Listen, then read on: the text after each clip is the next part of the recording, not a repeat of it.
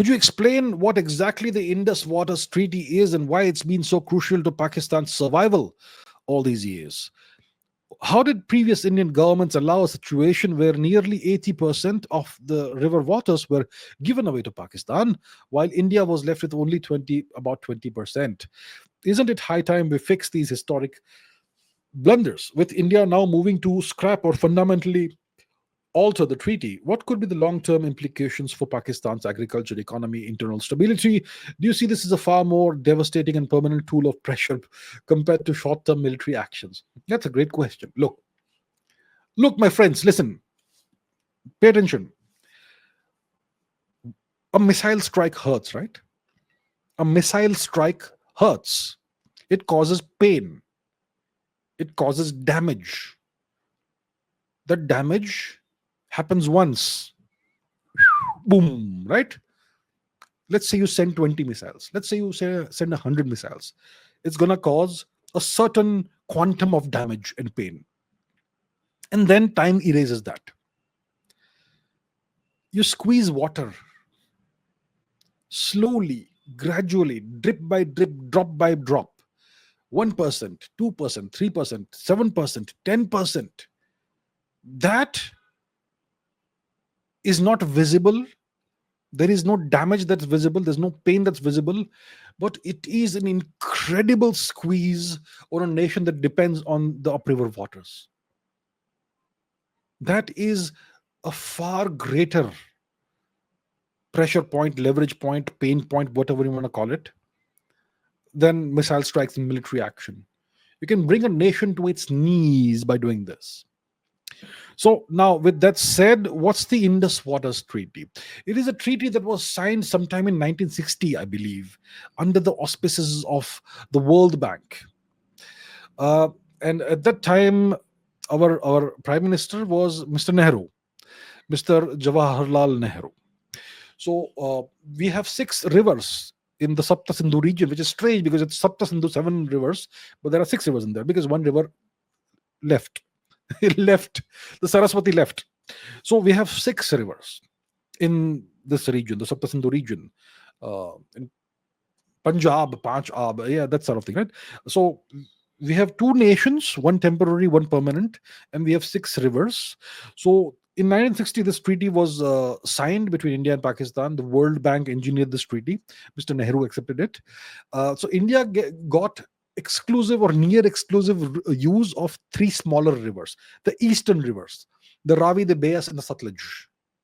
And Pakistan was given complete, unrestricted water of the 3 western rivers, the Indus, the Sindhu River, the Jhelum, and the Chenab.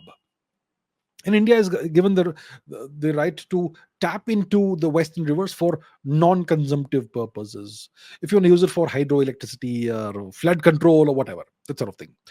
And if you do that, you have to share all the technical data with the Pakistanis in advance so that they know exactly what's happening. And then there are dispute resolving mechanisms and whatnot. And this treaty has no expiry date. And it has survived how many wars? I don't know. 165, 71. What else? The Kargil War. That's 3 wars. So it survived 3 wars, and the treaty has stood until now. But now India has ended it. India suspended the treaty. So that's the Indus Waters Treaty. It gave 80% of the waters of the Indus River, of these rivers, to Pakistan. It must be the most lopsided, one-sided treaty in the history of humanity. Not even a defeated power accepts a treaty like this. Such a one-sided treaty. So yes, and I have a video on this channel about the Indus Waters Treaty, about from 2022 or 23, I think, about a couple of years ago, in which I've spoken about this and the steps India has been taking. And I've been saying that India needs to revisit this treaty and fix this historic blunder. So the Pakistanis, by doing the Pulwama, the Pahalgam massacre, have, well, finally, I think it's the straw that broke the camel's back, and that's it. It's the end of an era. So, what are going to be the long term implications of Pakistan's agriculture, economy, internal stability? Now, India is going to control what happens. We may not have complete access to complete control over all the waters, because the western rivers, they flow in the Himalayas and the mountains, and it's very hard to dam them. But we have various run of the river projects and all that's going on. It's going to give us enough control to, to ramp up the amount of water we can retain in India and divert elsewhere. And many of these projects that we are undertaking, they will come to fruition in the next 5 6 7 years maximum. So you're going to see increasing pressure on Pakistan. Increasing amounts of water will be diverted by India now, and there's nothing the Pakistanis can do about this. Yeah, they can go to court, international court, blah blah blah, do whatever you want. I don't care anymore.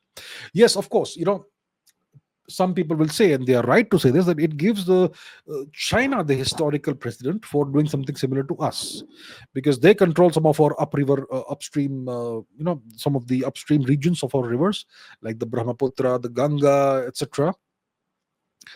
Um, Especially the Brahmaputra is important, but it's okay. We will deal with it if it comes to that. And when it comes to the Brahmaputra, 80% of the waters of the Brahmaputra, the river gets those waters from within India itself, from Arunachal and other places. Only 20% comes from Tibet.